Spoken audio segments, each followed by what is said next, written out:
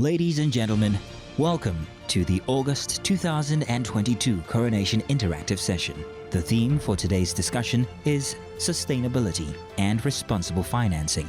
Our discussants for the webinar session are subject matter experts in sustainability and finance, and the next few hours promises to provide more insight into the role financial institutions can play in contributing to sustainable development and social impact. Our keynote presenter is Rukaya El-Rufai, Partner, Sustainability and Climate Change and Public Sector RAS, PwC Nigeria. She will be leading the session on value versus values, approaches to financing sustainable growth. There will also be a panel discussion with these leading professionals. Taiwo Olatunji, Group Head, Investment Banking, Coronation Merchant Bank, and Grace Pascal Mdemu, Associate Capital Markets Green Finance, FSD Africa. Our moderator and host for today's session is Global Business News analyst and anchor and communicator extraordinaire. Please join me as we welcome our host and moderator of the day, Rotus Odiri.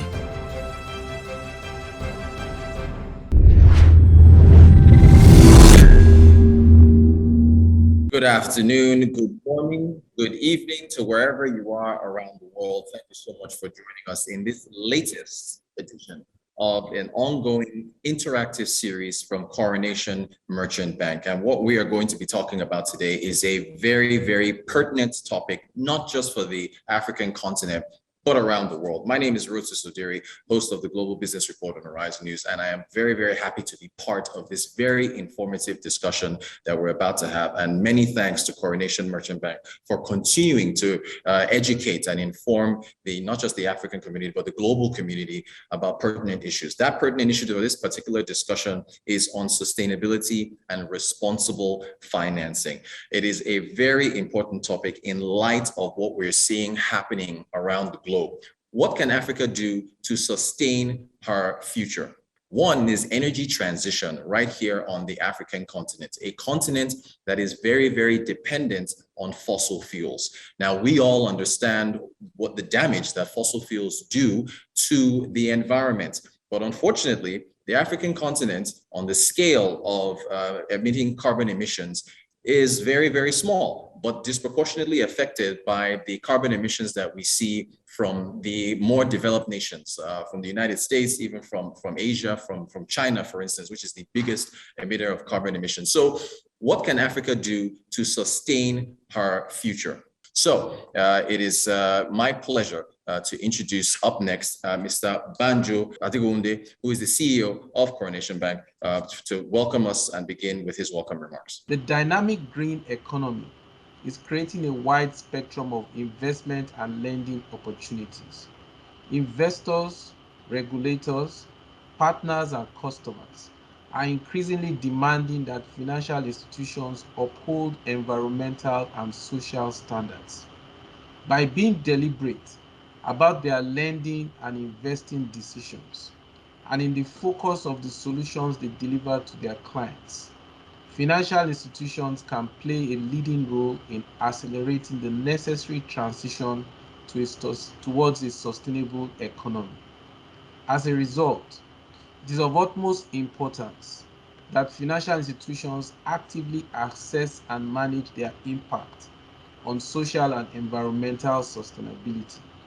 The products of financial institutions, as well as the production processes of the companies in the various sectors of the economy that they finance, has a significant impact on the sustainability of the environment. And every sector in the economy has a role to play. And the sooner we start taking up our responsibility, the better for everyone. I would like to start by, alluding to the fact that there is a boom with sustainable finance. And at the same time, with impact investing, they're all aspects of responsible investing. And there is the need for private sector, to play a critical role, especially around finance. I mean, there's a need to transition to inclusive and green growth, and you need money. You need to pull capital, and how capital is allocated in this very important time is critical. And of course, we're seeing the rising debt, the constrained physical space of public sector. So how we effectively leverage finance, especially private sector finance for sustainable development is important. And that's why you see the rise of social responsible investing, where you try to maximize impact of societal value, and those projects and investments, and even integrating into your business model and the kind of products you serve, integrating it for social impact. You have ESG investing as well that tries to incorporate those three areas, especially for private equity, for example, that you're investing in portfolio of companies and you want that ESG fitness, and there is also impact investing. And for impact investing, it's investing beyond financial returns to also ensure impact on others. They're all intertwined, and you can argue they all target the same thing. And it's growing. Sustainable finance is growing in response to economic, social, and the climate crisis. You all agree with me, we're in an economic crisis, we're in an energy crisis, inflation, widening asymmetry. The social front too is highly challenged, with polarization in societies. The geopolitics is not helping matters. So there's just a lot happening, and also you have climate crisis. So it's about creating value with values. So what purpose, what ethics, what kind of impact, how will you create share value for the long term for everybody, and what we have seen from all the facts is businesses that actually make their decisions on the basis of sustainable principles, are more likely to have the social license to operate and all that, and they are also more profitable and they do better on even the traditional parameters. So thank you for your kind attention, and I'll pause here. Grace, I'm going to start with you. Thank you both for joining us. A lot of people ask this question. I think I might have seen it in the comments, the Q&A box below. Africa disproportionately is impacted by carbon emissions. Yet Africa is on the very small end, the lower end of the table when it comes to carbon emissions. Why is that? How is it that you can be disproportionately impacted when you yourself are on the low end of the scale when it comes to emissions, Grace? I think the disproportionality is, yes, we probably are the lowest contributors to climate change from our economic activities. But when you look at generally as whole, the activities in the world, and especially from big economies like China and USA, from the impact of the carbon emission is not selective. I mean, it touches the entire globe. And our main issues is that we attract limited investment flows towards Africa and the different countries. And in my opinion, I feel like this is caused by a number of challenges, a number of reasons. One being, there is a knowledge and awareness gap. We don't know as much. It's still a very gray area to us. This is both in public and private sector.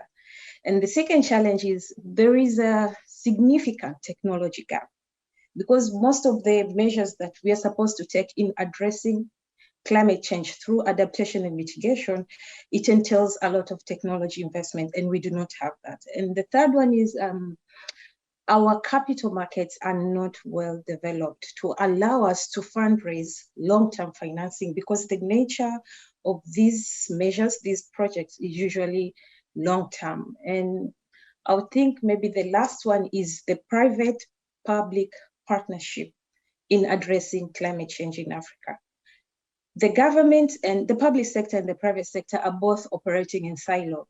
There's already somehow adequate that is being done by the government, And on the side, the private sector is also doing something on its own. I mean, we can look at the different key players in private sectors. They control or they contribute up to 75% of the climate finance flow. And yet there is no synergy between the two. Now, in the African context, the governments, they can enable the environment, maybe through fiscal policies, through incentives like tax reliefs or subsidies, and then also through regulations. And the private sector, these are the solutions provider. They can provide funding. They can provide, they can design projects that can be invested in. So bringing the two together maybe would help, but this is one of the key challenges that we have in the continent, and hence the disparity. Taiwo, let me send this question to you from Olajide Okewole. And I don't know, maybe this is a question for capital market regulators, but still, I'll ask it to you, Taiwo. It says, Olajide says, as per sustainability financing, when and how would Coronation promote greenhouse gas emission trading, especially in the capital markets? Taiwo, what do you think? Coronation on its own cannot promote this, the trading of greenhouse gas emission. So what needs to be, there needs to be a legal framework and rules to be developed around this, and how the participants within the marketplace can interact when trading on this type of instruments. And I think it's a good point. It's something we should take as an initiative under the market development. And we would note that for future references where we would bring this up in similar interactions with the regulators. I think that was the hottest discussion during the Paris, the signing of the Paris Agreement and the discussions around it. That it makes sense when you think of it logically, that we only contribute very little, almost none to the effects that we are currently seeing. And unfortunately, we are suffering as a result of that. The other nations, they were able to develop to get where they are, leading the economies by polluting the environment. The thing about Africa is that we have massive natural capital. If we just sit and say, let the Western do it and do it and do it, at some point we have to meet somehow. They have to come and invest in Africa in order to explore our natural resources and all that. They have to help us also in our other issues. Like I mentioned, we have other challenges that are not necessarily related to climate change. For them to provide that, unfortunately, sometimes it comes with such conditions that we are coming, we invest in this, but we're all about impact because they're trying to clean up what they've done.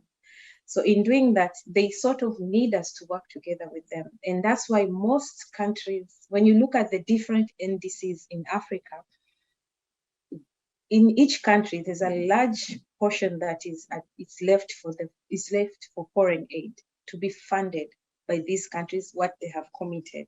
Then little is meant to be raised locally, although there are some countries who have said 100% is going to come from the foreign countries.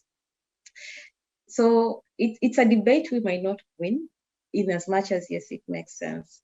But they sort of need us, we sort of need them, because in exchange of them exploring what we have, they give us technology, probably in the process, they help us build capacity and such. So we may need to work together, whether we like it or not. They have the big chunk because they have to mitigate what they're already emitting. And mitigation, I mean, it's somehow relatively more expensive than adaptation. So we have to appreciate the synergy that we have to put in together. So another comment that came in here, while attempting to finance sustainability may be regulatory, being a global agreement, Nigeria has issued green bonds, but who is tracking the ESG effects of these bonds? Are they being tracked by Westernized nations? Are they being tracked here? Taiwo, what do you think? Are these being tracked? What do you make of it? Thanks for that question. I think it's a very good one. When you go to the market to raise a green finance or green bond, there are some regulatory or administrative stuff you need to do, even after post-issuance of the financing. So you need to provide reports on a regular basis, typically quarterly or half-yearly, on how you're using the financing and what you have invested those monies into. And subsequently, there's inspection done by an independent party to be sure that the money you raise for green bonds are used as you have stated in the use of proceeds when you are taking that money from the green financiers. So people are tracking that there's a process laid out globally for one, before you take the money, who verifies that what you are doing with the money is compliant with green finance, and subsequently post raising of the funds and using that funds. You must report the use of those proceeds and somebody comes to inspect. Thank you.